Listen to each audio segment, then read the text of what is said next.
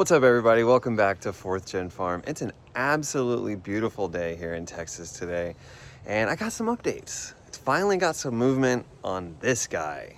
So, made some mistakes, but fortunately I got some good friends that are gonna help bail me out. So, I don't know if this video at the end, if we're gonna be driving it or not, but we're at least gonna make some really good progress, and I got some exciting news to go over. So, let's get after it.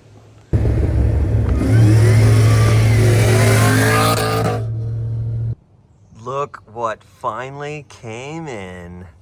So I went with BCForged Wheels, and Sam Strano over at Strano Parts has helped immensely to get a wheel to fit with the right offset and everything to clear these monster brakes. I also really wanted to go with an 18.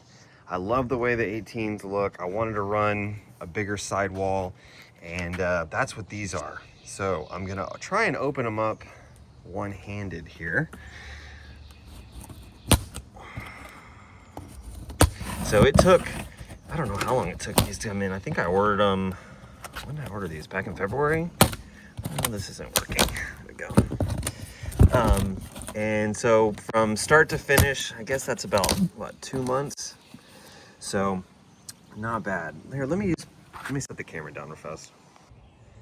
Okay, like I was saying, big shout out to Sam at Strano Parts. Guy's a SCCA national champion, has been working with 4th Gen F bodies for a very long time.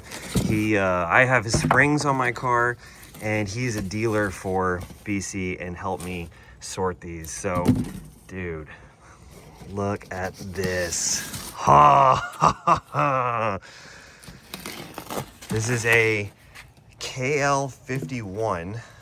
I think it was called what is it? Brushed high polished clear, I think it was called. But man, that looks sick. It's an 18, what do I do? 18 by 9.5 and 18 by 11. So, oh, they're beautiful. Oh my gosh, they're light too.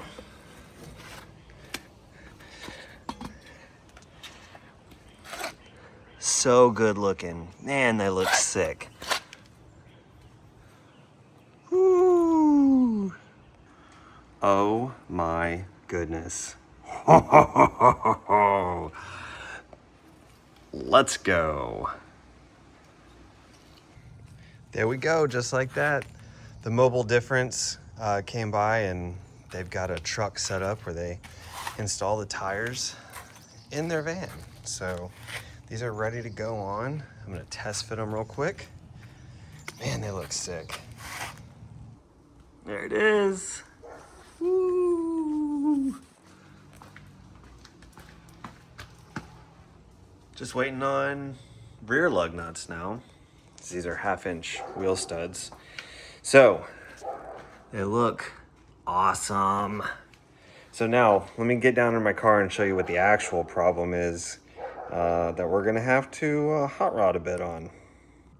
All right, I'm under the car now. So this is a Moser 9-inch housing. This bracket right here bolts to the housing, and then the torque arm bolts to that bracket. The problem is the bracket, oh gosh, this is stuck. Uh-oh, I'm stuck. Okay. The bracket was hitting, I don't know if you're not gonna be able to see that like this until I get up here, but the bracket, and there's, well, metal shavings all over this from me grinding, but the bracket's hitting the third member. So had to come up with a solution. So let me get this off, and I'll show you what the solution I hope is gonna be. So here are the mounting spots for that bracket right here. It sits flat against this, so you can see all the stuff here on the side of the third member is hitting that bracket. So I'm going to try and space it out this way, bolt it down, and then shorten the torque arm. So what I'm going to do is use this. Boom. So my buddy John and Ben came over and came up with this solution. So we're gonna do, here's the bracket. Again, this is where the torque arm mounts. This part right here is what sits against the housing. So these spacers like this are gonna get welded on to space it out to give it the clearance. So once this is welded on and bolted down, we can then get some measurements off the torque arm to cut and re-weld up some new, what are they called? Like heim joints, threaded heim joints. So that's the plan. So let's see how it goes.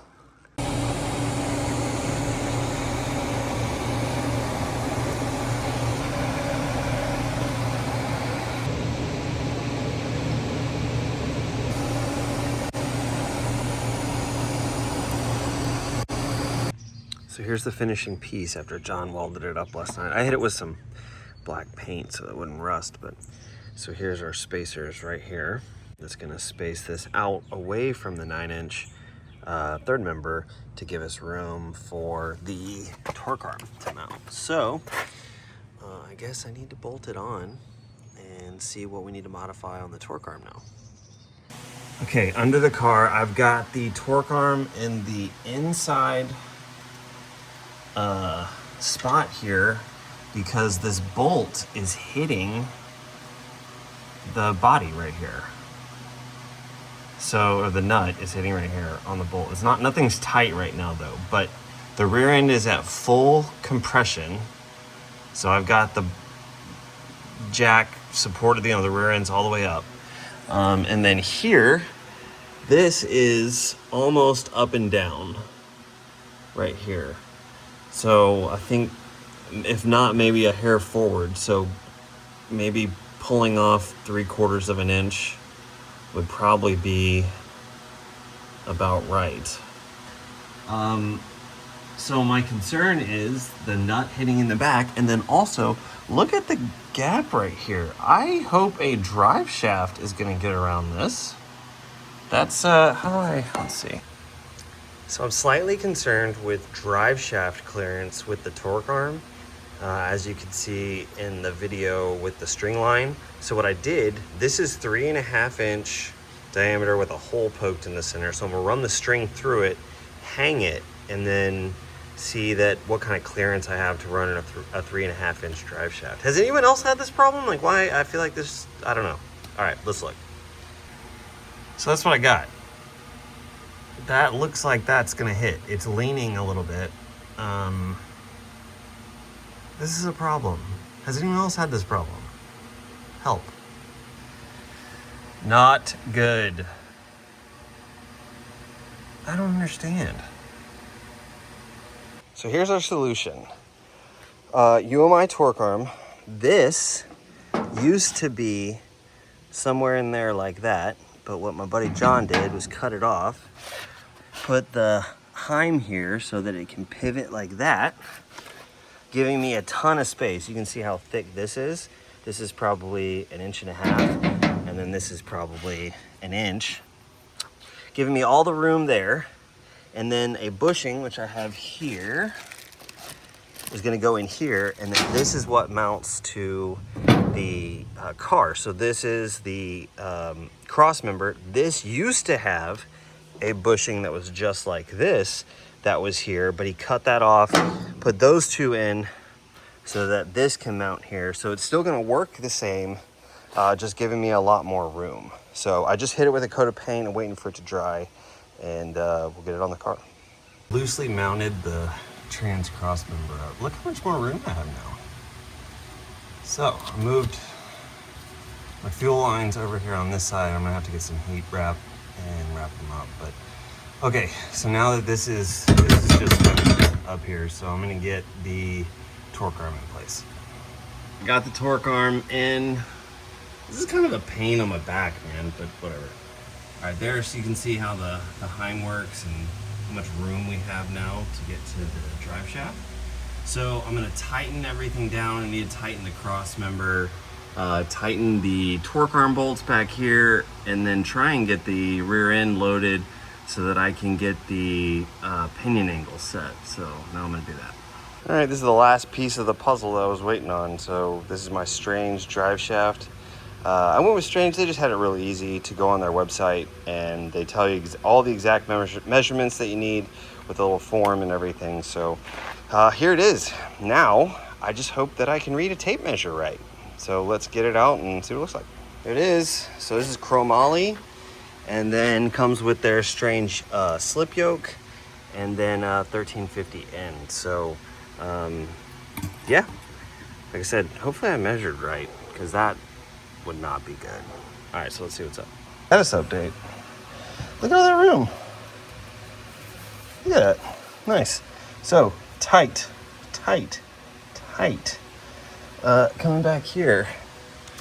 Ugh, oh gosh.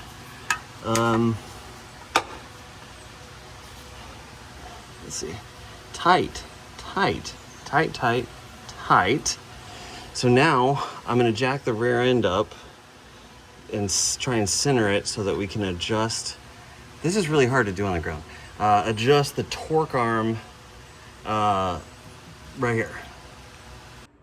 All right, I got the wheels back off, and I'm gonna bleed the brake system real quick. So I have this thing called a Motive Products power bleeder.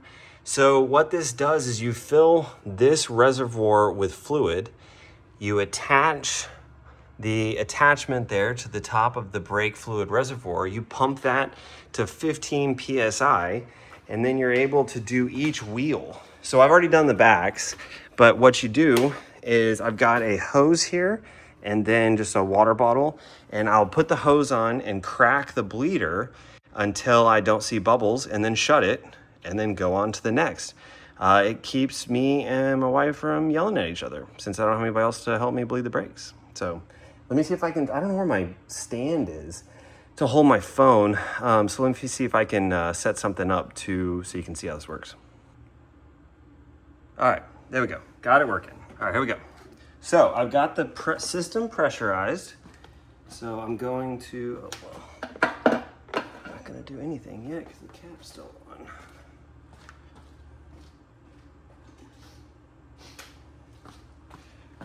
Okay, got the camera set up. All right, let me get this cap off. And so the system is pressurized right now to 15 PSI, and the housing up there has fluid in it. So I'm going to take this, my line wrench, I'm gonna put my line on, and then this. Now, so watch. Nobody's in the car. Open. Boom. Look at all the air bubbles coming out. Hopefully you can see that. There we go. Bleeding the system under pressure with one person. Nice. Let's see how much air comes out of this. Probably gonna do it twice just to make sure. I'll go around the car one more time. But there you go. All right, looks like we're just about out of air bubbles, so I'll tighten that back up. And try and not spill fluid everywhere that's in the line. There we go. And boom. Sweet. Okay, I've got it set up on the back one. Or inside one, I should say. Let's see how much we get out of here.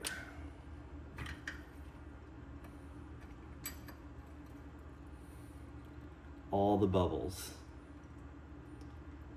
All of the bubbles. And this way, my wife's not yelling at me. And it's all good. Okay. Tighten that back up. But I'm just kidding, she's willing to help me on anything. And fluid out.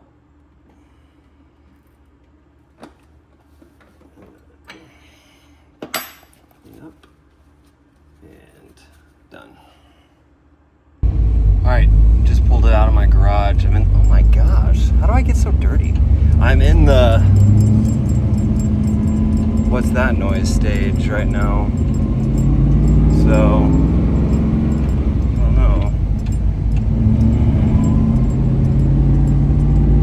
It's actually quieter than I thought it would be, which is fantastic. Brakes stopped. Pedals a little spongy, but car stops fine.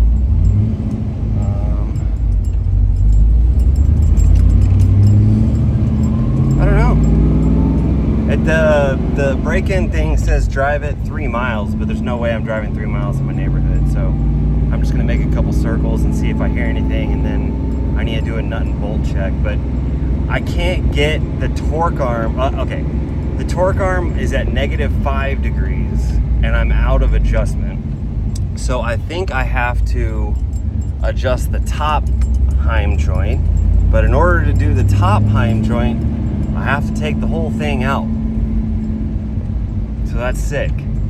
So the torque arm is not adjusted 100% right now because I'm gonna have to take it out. But I just couldn't help but not pull it out and see if everything's good. So, okay. So yeah, maybe now I'll show you guys what it looks like.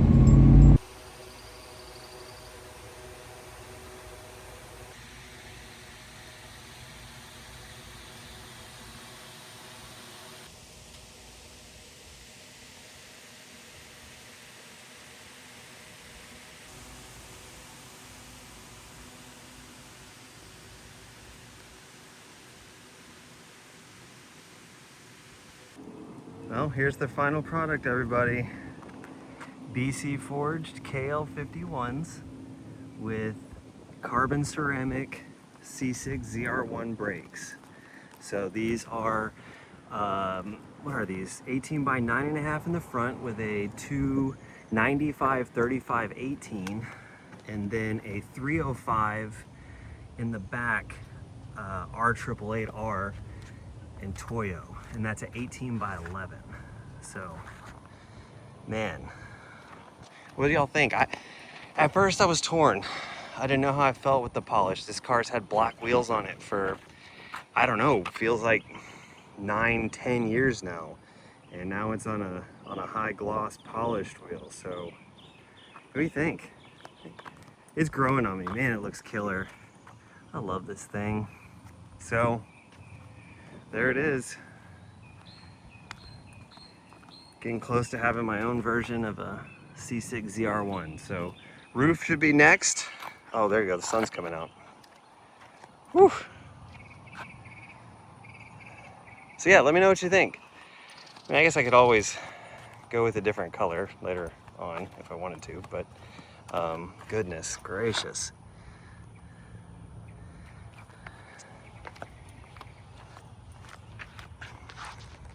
So yeah, let me know what you think.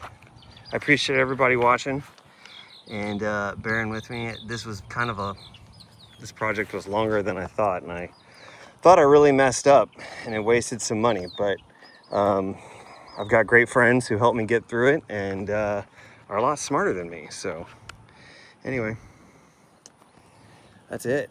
So I appreciate everybody watching, and yeah, I don't know, maybe some work on the Firehawk next. So anyway, thanks again for watching. I appreciate it.